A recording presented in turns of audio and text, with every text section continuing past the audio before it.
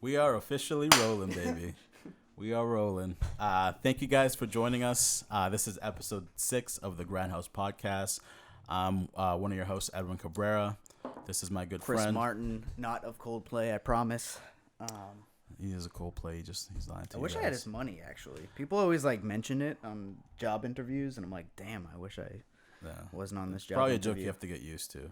Yeah. Guys, thank you so much for the support. Seriously, we've gotten a lot of good feedback on our interviews that we've had so far. Just in general, people have been sharing the episodes. I've gotten a lot of love from the people watching. Yeah. So if you're out there and you're actually listening to us, thank you so much. I remember on the first episode, I made a joke about the 2 people out there watching, and now it's grown from 2 people to 45, and some episodes 200. So thank you guys so much, because literally I would have been happy if 10 people were watching this right now, and a lot more than 10 people are watching this. So thank you. Yeah, man. Yeah, viewership is up. Pretty happy about it. I'm having fun doing it, so I'll yeah, keep man. doing it, so. And we'll be back with more interviews. This episode today is just with Krita and I. So we're gonna do these sort of episodes once in a while where we kind of just check in, talk about business stuff. You guys are still getting to know us, so So we'll talk about label stuff, things that we're listening to, maybe even movies we're watching. We're gonna call these episodes sidebars. Are we doing that? Yeah. Okay. Cool. Sidebars.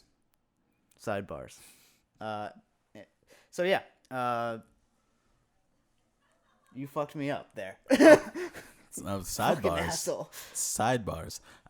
Cool. What do you want to talk about first, Krita? So let's talk about business stuff, things that we're doing. You said you shot some music videos for people. Oh yeah. Do you want to talk about that a little bit? Yeah, we took a little bit of a break. We didn't do a podcast last week. We're trying to do it a weekly thing, but that it's contingent on our schedule. And lately, I've thankfully have been busy with some work, and so I just got done filming a short film that I was a assistant director on. It's a very, very good film called Poor Glenna. Watch out for that. Should be out next year at some time. Before that, though, I got the opportunity to be the cinematographer in a couple music videos for some artists from the Boston and Brockton area. So I got to shoot a music video for Oompa for her single Feel Like Coal. Very fun video. Oompa's supremely talented. Check out her new album. It's out now. And I also got to shoot a music video. Well, it's technically 2 music videos in one. One of the songs is Big Homie, and the other song is Freestyle 001 by JAYZ. And so I got to shoot that. We went down to Brockton and shot in his hood. It was really dope. It was a really fun shoot. Shout out to the whole crew down there. You guys are really awesome, really funny people. That was a fun shoot. So yeah, check those 2 videos out. JAYZ and JAYZ. The video's coming out soon. Oompa's video for Feel Like Coal is out now, so check that out on YouTube. Cool. Let's talk a little bit about what's going on with the label. I did a Google Hangouts with Tron Pfeiffer the other night. Shout out to Tron. He recently sent me over his new record. Gonna send that over to get mastered now. And we talked about, the artwork, what he wants and things like that. I don't want to go too much into it because obviously it's not out. And yeah. So, and he's a big fan of the podcast. Shout out to Tron. So, for you people who don't know who Tron is, check him out. He's on SoundCloud. He's on Spotify. He's on Bandcamp. It's funny how he sort of came about in terms of getting connected with us. When we started the label, our original intent in starting the label was to sign local artists from Lynn. Tron is not from Lynn. He's from Louisiana. Yeah. Houma, Louisiana. So shout out to Houma. And so it was funny because, we had, at that point, when we came across Tron, we only had one artist on the label, which was J2, and we had shot a video for him. Yeah. And I threw the video up on the Hip Hop Heads Reddit subforum, and I get this message from some dude named Tron Pfeiffer. I was like, immediately from the name Tron Pfeiffer, I was like, oh, that's a cool name. And so I went into my inbox, I read the message, and it was pretty much him just being like, yo, that dude that you put a video out for is nice, but I'm cool too.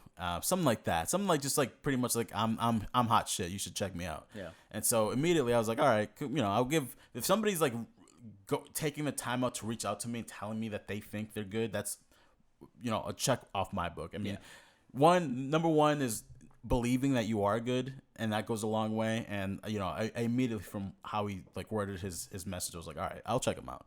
Let's see if he's really good. And I listened. One of the first songs I listened to was Blase. Blase, that's the fucking song right there. That song is amazing. If you want to see like the true potential of Tron Pfeiffer, you need to check out that song. Check it out, man. He's got an extensive back catalog of music. Oh, he's got a ton of stuff. Yeah, so he's got at least like 3 records he's got on Bandcamp. Heroin Chick, I'm forgetting the other 2 at the moment, but like check him out on Bandcamp. Tron Pfeiffer.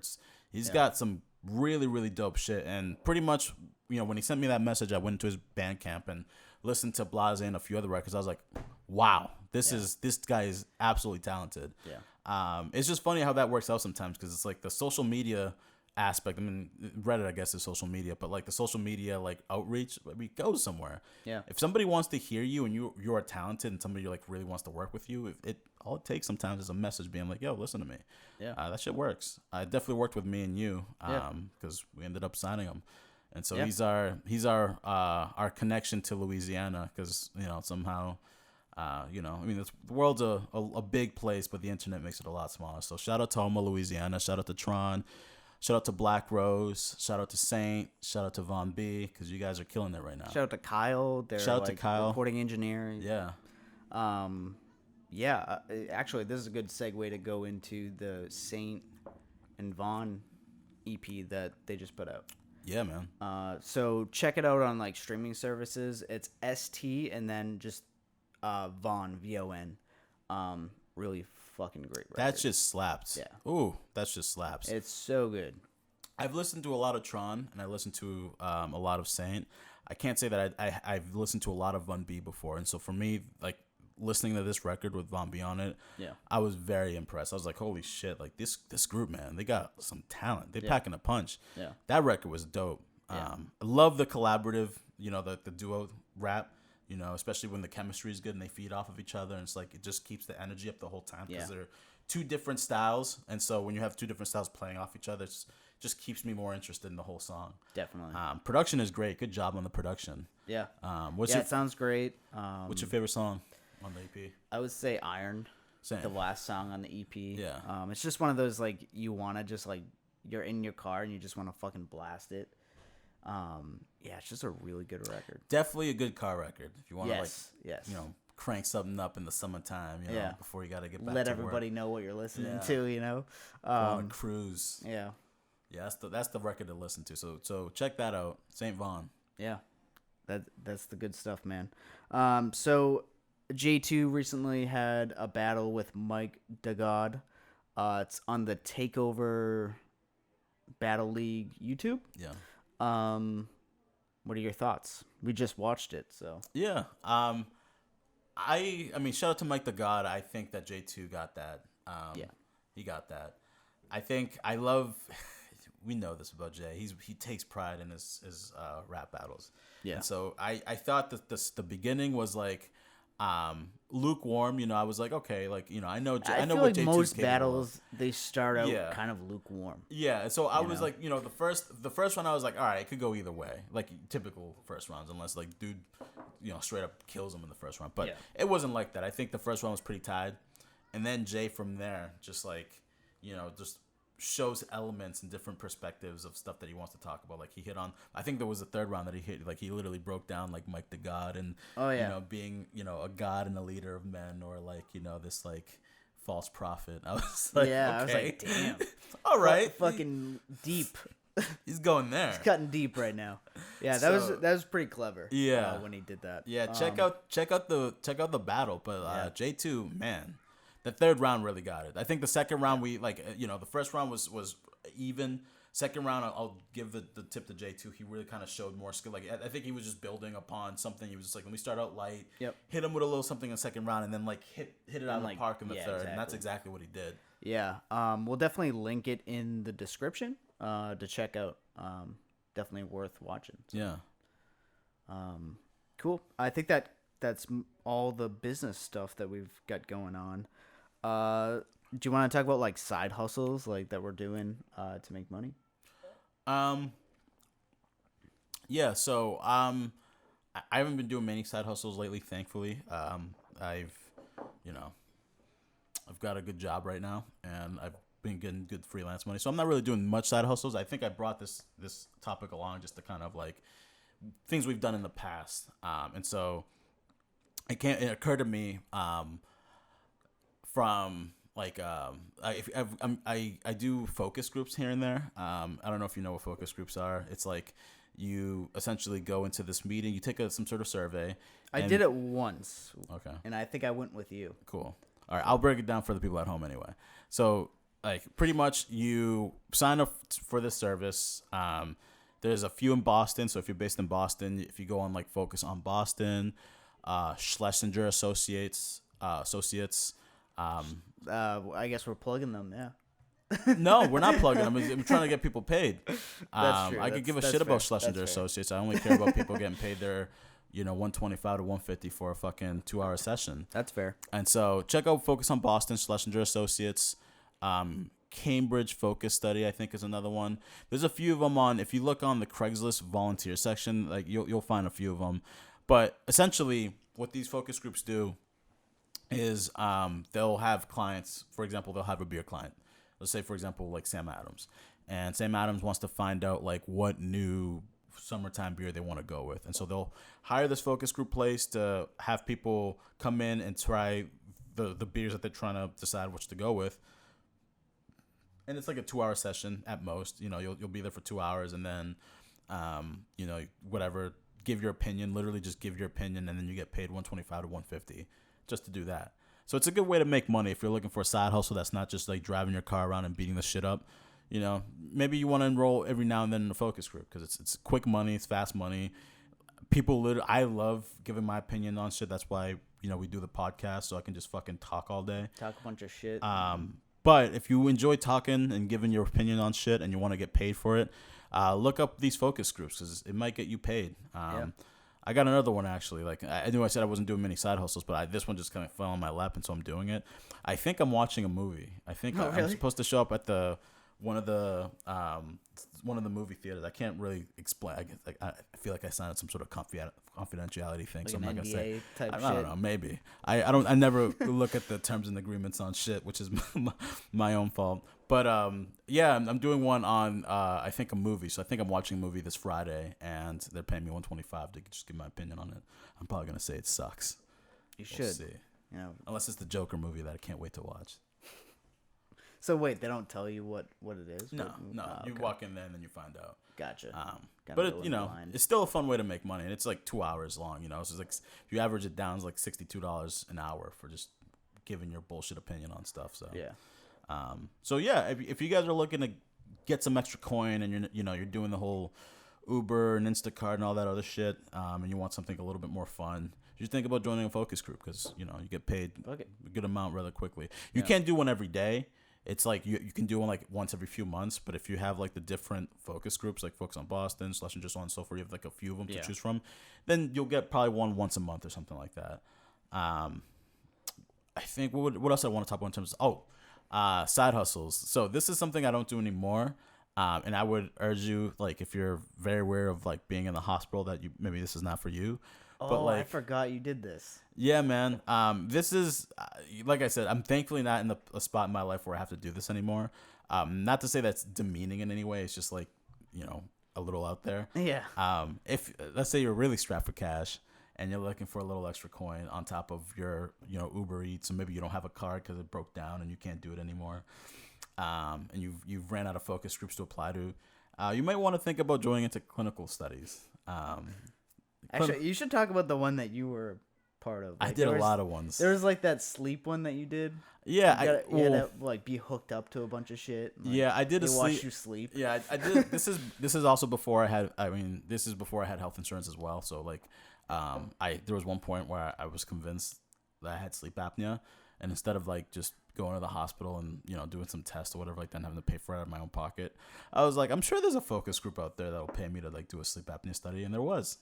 And so I did a sleep apnea study, really for my own peace of mind, to see whether or not I had sleep apnea, but also to get paid like $200 to sleep, overnight at a hospital and have them run tests on me. Yeah. And so so clinical studies, like you can literally some of them are freaky. Like there was one that I didn't end up doing that was like, we're doing the study where we're gonna take your blood, wait 3 months. I think I remember that. And then put the blood back inside of you and see what it does. And I was like, oh, and it pays how much? It pays $4,000. I was like, $4,000. That's kind of enticing.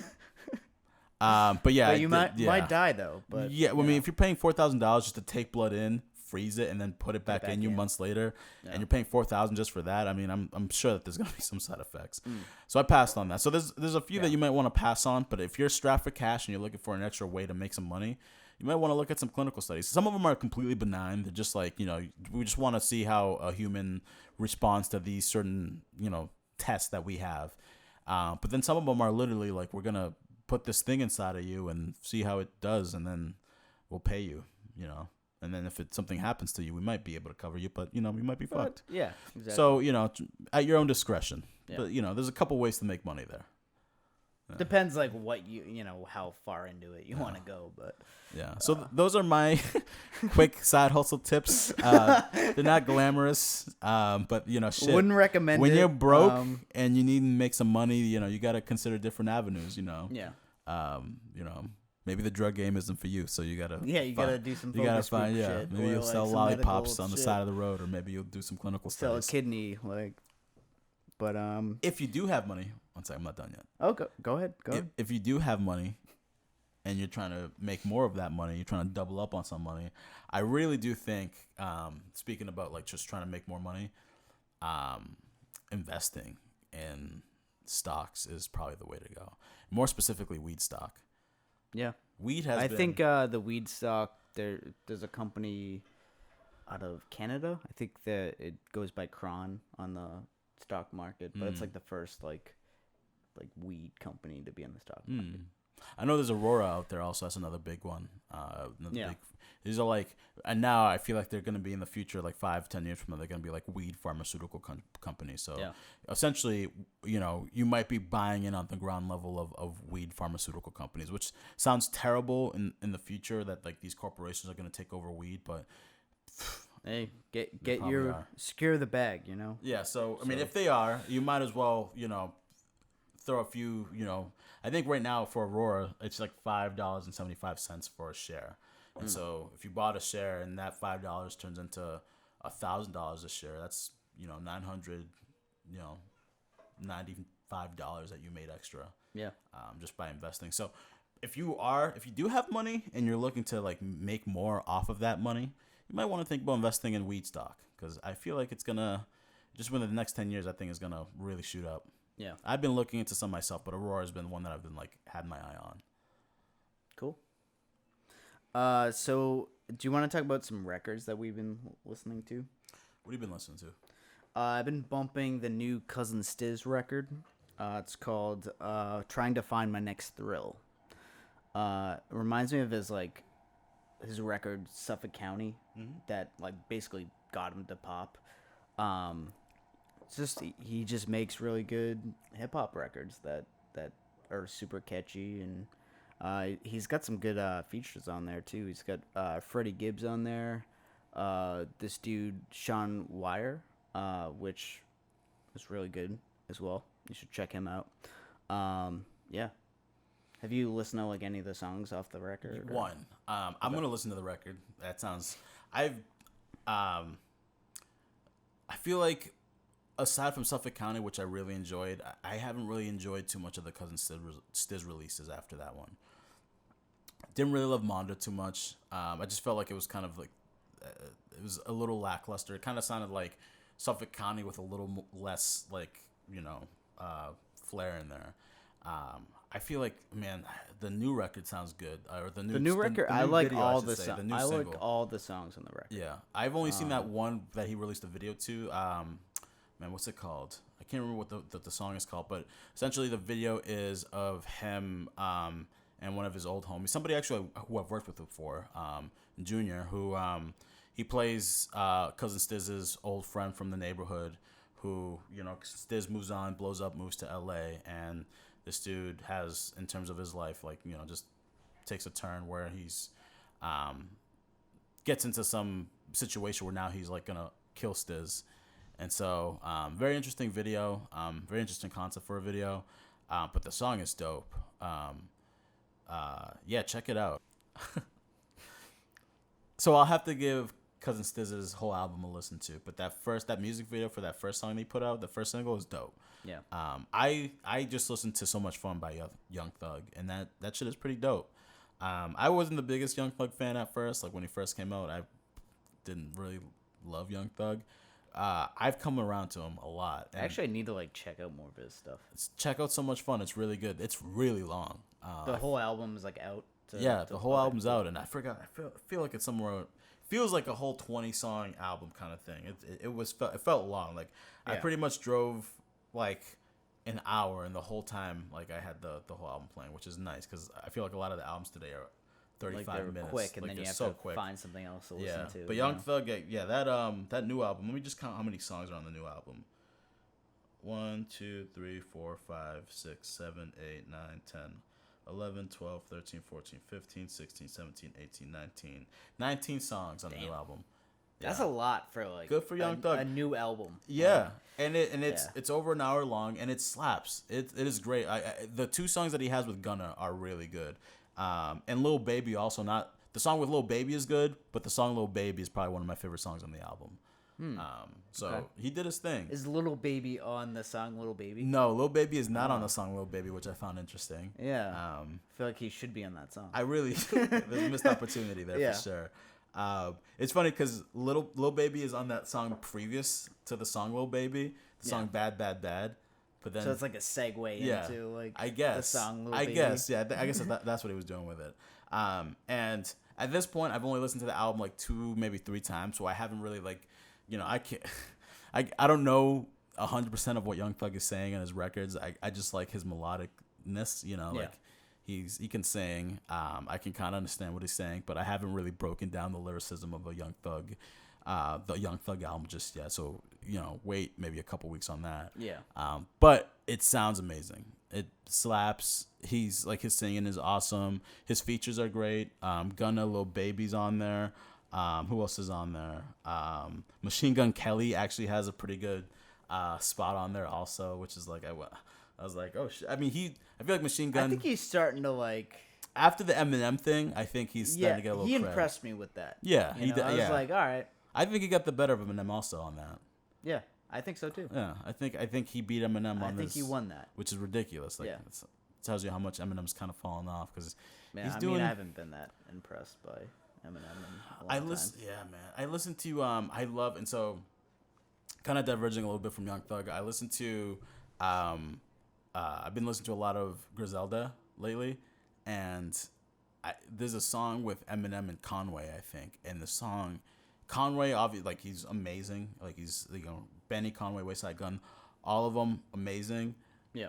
But, like, now that they're signed to Shady, I'm, like, worried that, like, I don't know, they're going to sound, Slim Shady, Eminem is going to change the way they sound somehow, and I'm not going to like them anymore. I'm worried about that. But anyway, I listened to a song with Conway and Eminem, and Conway held his own. It was a good song, and Conway did his thing on it. But Eminem's part was just like vintage old Eminem, like the Eminem you don't like on it, like where he's just trying to like do too much with the syllables and play around with the word and say. I can't stand new Eminem, new old man Eminem. He's just he's so bored with rapping. He's just trying to say shit, like deliver it differently, and it's just like I can't take it.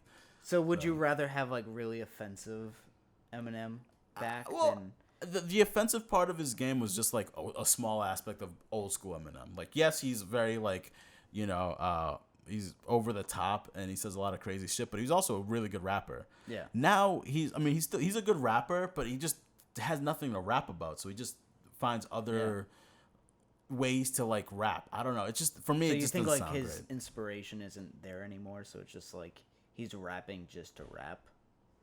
Yeah. I mean, I think it happens to, I feel like it just, it happens to a lot of people who just like all But their I think, problems in like- life are like solved. You know, money for as much as I don't get me wrong. I'm an anti-capitalist. I'm not a fan of money at all.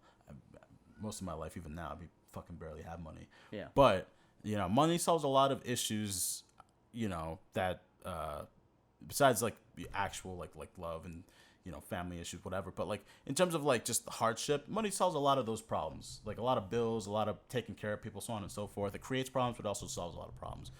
And for Eminem, maybe they solved a lot of his problems, and he's just been content with his life and sitting in his mansion, you know, laying in his pool. You know, I don't know, but it just you know that urge, that like bite that he used to have. Because then you have like other rappers that kind of bow out of like rapping, like look at like 50 Cent. He's doing movies now. Because He's they're not getting the a rapper bag anymore. Yeah, they're getting the money. Yeah. Yeah. Do you think that would be the proper progression for Eminem to do something like that, where like I think he's doing that now, but he's still rapping. I think the direction Eminem's trying to go in is the record label, like owning and running a record label. Yeah. And so that's what he's trying to do is go that route with things, but he's also rapping on some records that I really wish he hadn't rapped on, like that Conway record. Yeah. So I just kind of wish at this point, because I feel like I've had a good sample size of old Eminem to know I don't like old Eminem. I just feel like he should just hang it up and just focus on developing talent, you know? And I don't know. I liked Kamikaze more than most people probably because Eminem was one of my favorite artists growing up. And so like I want to hear a good record. And I think Kamikaze was the most Eminem, old school Eminem you can get, like the one with a little bit of an edge to him. But even that record was like, I listened to it once or maybe twice, but it's not like I'm going back to listen to it like over and over again. Yeah. I just think you should hang it up and just be I think it's time. Use your money, invest in some newer artists, invest in artists you should believe in, but just stay out of their, you know, the creative realm. Let them do their thing. Yeah. Just support them. I don't know. Or like start a podcast and talk shit about it. I don't know. He's got this whole Shade 45 thing. He's good. Yeah. But cool. So I've been watching that show, The Boys. The Boys? No, what's it about? It's on Amazon Prime. It's basically think of like superheroes, but like they're like capitalists, like it's weird, but and it's kind of like a dark thing about like superheroes, and so just check it out. It's good. I don't want to give too much away. But you got to give me more of a pitch than that. It like think of like if superheroes, it was like you had like a marketing team, you had like a company behind you, like that's sort of how So who are the boys? Well, the boys I wouldn't say are the superheroes. It's the people that are trying to like reveal like the superheroes are corrupt and everything's like fucked up. Yeah. It's fucking good, man. It's an interesting take on superheroes and that whole bag. I'll have to check it out. Yeah. I've been watching I haven't been watching superhero shit. I've kind of stepped off from that. But I have been watching. I think like Endgame was the last shit I watched. I was like, all right. Hilarious thing. I just watched Endgame 2 weeks ago, and I actually didn't see any spoilers up until that moment. Wow. I'm like impressed of myself. That's pretty crazy. Yeah. Because people would start to talk about it, and I would just walk away. People spoiled it for me like 3 days after before the movie was released. I didn't know about anything. Yeah, I'm not gonna spoil it here for the people who haven't watched it, but no, I will. No, just kidding. Hint, nudge, nudge. Somebody dies. But I've been watching this documentary like series. It's on season 1, but I don't know if there's gonna be more seasons of this. I doubt it. Called Killer Ratings. I actually didn't know it was a documentary. When you first explained to me about it, I think there's like 10 episodes. But yeah, the show's called Killer Ratings on Netflix. Check it out. It's about this guy Wallace Souza, who's this he is this I think he was previously in the military. He was a police officer. His brother overdosed off of drugs, and so he had some sort of vendetta against like drug dealers for selling his brother drugs that eventually got him killed. And so he really despises drug dealers. And then if you have immigrant parents from like Dominican Republic or Mexico or, Brazil, whatever, like, like being in like a third world region, the news, like the shit the news covers is way different than the shit the news covers in America. Yeah.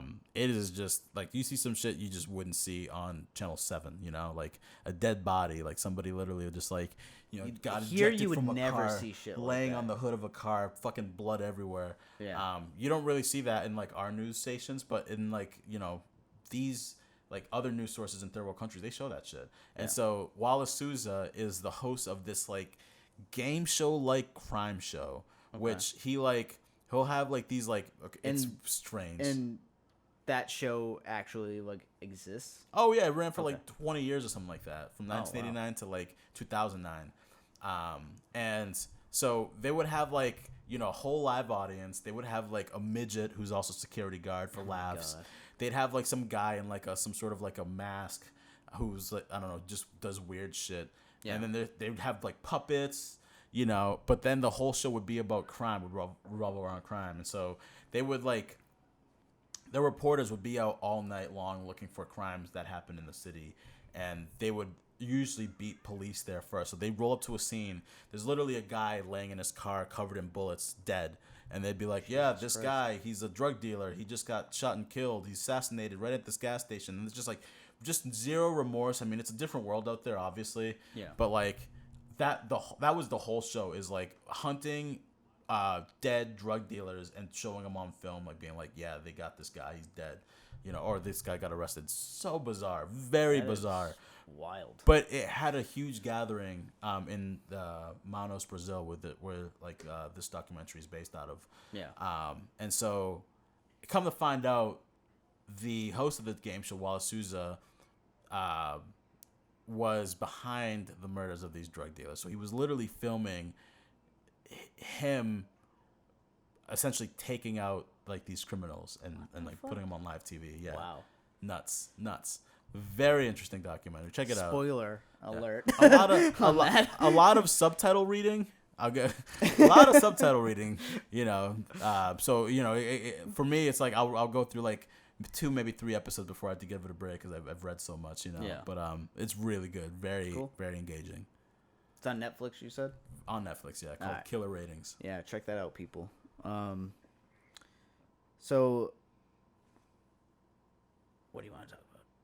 Look it up, man. What's the next thing on the dock? NFL JAYZ versus Cap. Oh yeah. Pretty wild. Honestly, didn't see that coming. No, I mean I did. I did see that coming. The NFL. You did. I mean, come on, man. This shit happens in history. You look at like this shit happens all the time. I'm not saying this is who. Do you think it's a positive thing or a negative thing? Then? I don't know what. Like, time will tell. And JAYZ is a smart man, so I'm sure he'll like, I'm sure he'll make the best of it. I hope anyway. But like, history has done this time and time again, where you get this like, very corporate white entity like the NFL that's just like, all these owners are primarily white billionaires, people of power, and they fuck up, with people of color somehow. Yeah. And then they got to try to make amends.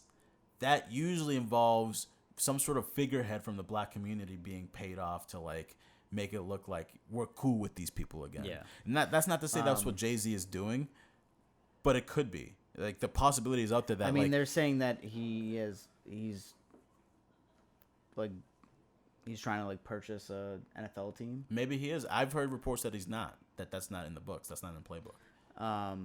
I mean, I wouldn't say that's a bad thing if he. I don't think it's a bad thing, but what I'm saying is like, and history. Actually, hold on. All right, go. So history has told us that these situations, when they happen, like, for example, Reverend Al Sharpton has been one of these people where like something happens to a politician and they need to regain their like black voters or their black support, or whatever, like in terms of like, just like trying to like re-engage a group of people who no longer, trust you anymore. And usually that involves like, getting somebody from the black community who's a figurehead. Before it was like Reverend Al Sharpton. He's been accused of this, where it's just like you grab a figurehead from the black community, you pay them enough money for them to take, have your back on stuff and speak positively on you, and then people don't see you as that much of an aggressor of like not caring about the issues of people of color, and so that's what I'm trying to say. That's the point I'm trying to make is like I don't know whether or not JAYZ is in fact doing this. I'm not sure. Obviously, because of the whole report we have against like Jermaine Dupri and how he was originally approached by the NFL to do what JAYZ is doing now. Yeah. He has since disputed that. He said that never happened. But there was reports that was like a thing that JD got offered it, and then JAYZ was like, "Nah, don't do it." And then JD turned it down, and then JAYZ took it and was like, "Yes, now I'm doing it." Yeah. I don't think that happened. I believe Jermaine Dupri where he says that never took place and that the media is just creating fucking hoopla. Yeah. But that's not to say that I do think I'm willing to put money on it that JAYZ is going to put some sort of positivity on this. But at the end of the day, JAYZ is one powerful black man going up against a whole league of rich old white dudes. And so when any sort of deal like this takes place, I'm already like kind of like I wonder what the play is here for both sides. Yeah. That's all I'm saying.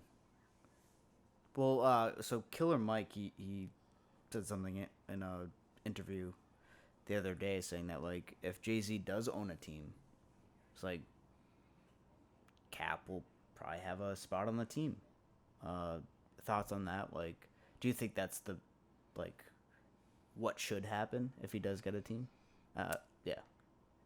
No, I think there's a bigger issue than Cap joining a team in the NFL. Yeah, he got blackballed from being in the NFL, but I think Cap is trying to make a larger point about the league.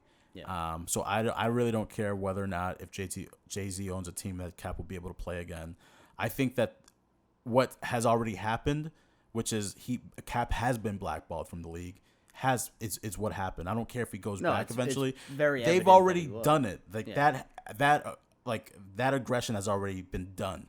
You know. And so I really could care less if he goes back because JAYZ's now an owner. Yeah.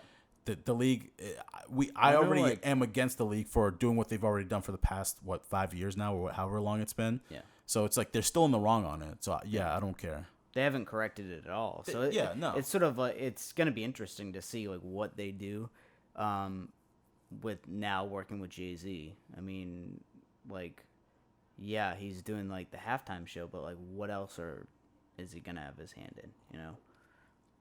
And how are they gonna correct their wrongs? And also, are they going to just say, like, yeah, we were fucking wrong? Are they going to admit? Probably not. Oh, yeah. No, they're not going to do that. They haven't done that yet. They haven't done it for the whole Tom Brady fucking witch hunt. Yeah. Yeah, they don't do that. They don't admit fault. They don't take responsibility. It's everybody else's fault but their own. You're dealing with megalomaniacs. You're dealing with people who have a ton of money who place blame on others, Yeah. So I don't think that's happening. I do wonder what JAYZ is going to do to sort of progress things in the NFL. Is it going to be enough? Is it going to be what Cap is looking for, or what he believes could happen within the league? I don't know. But I guess time will tell. When I hear about some sort of a deal being had between like one solo entity like JAYZ and then the owners of this league, it's like, I still question it. I'm still a little bit like... I feel like you have to. I mean... Yeah. I don't know. Like I said, JAYZ's a smart guy. And he's a very savvy businessman, but he's also, looking at cold-blooded, old white businessmen who've been doing this longer than he has. So I don't know how they plan on exploiting this whole thing. It's just I do believe these people in the back of their minds just want to sort of exploit any sort of wrongdoing to just make more money, and that's what I mean. That's literally what it is. It's profits, Yeah. Definitely curious to see what happens. So. Yeah. Yay. All right. So yeah. Fuck. What? How do you want to close this out? So, just want to give a few shout outs to a few people out there. Shout out to people that I've seen support the podcast. Al Davino, thank you for sharing the podcast. John Lee, thank you. TJ Santhon, thank you. Yep. Shout out to everybody who's been watching. Comment, subscribe, let us know that you're watching us. We'll shout you out if we see that you're you're putting us out there. We appreciated all the love we've gotten so far. And like I said, we have some more interviews coming up that we'd like to do that we're working on scheduling right now. And yeah, just be on the lookout for more of that stuff. Again, subscribe to Grindhouse Recordings on YouTube. We have a new Snapchat, right? Yeah, we have a Snapchat. So Grindhouse Rex is the thing. We're new to it. Get nudes of Critta. Yeah, and check us out on TikTok. We're there too. It's Grindhouse Recordings. Obviously Instagram. What are we gonna do with our Snapchat page? I think I want to do sort of behind the scenes stuff obviously when we have more production friends around. Today it's not quite that, but we'll have them snap some of the bits of the podcast, but behind the scenes of it. So. Yeah. Also, if you're an artist who got in at the early stages of listening to this podcast and you kind of are liking what we do and want to be interviewed by us, hit us up. Yeah. We're considering anybody that is obviously from the Lynn area, the Boston area, anyone that's the Mass area, an artist and they're hustling. Yeah. And those are the people we want to talk to. So yeah. Our intent for this podcast is to be a little bit of everything, but in doing that, always sprinkle in guests to get their point of views. I think because it's gonna get boring just listening to me and this guy talk about our fucking absolutely boring lives. So yeah, and our shitty record label. Yeah, because what we do, there's not a lot of glamour to what we do, in my opinion. No. I mean, I guess not yet, at least. I mean, not yet, and maybe also there's also this thing of because you do it, you don't see the glamour in it, but other people may. Other people see it. Yeah. But I don't see. Because for me, this is we do it all the time, so it's I'm so used to doing it. Yeah.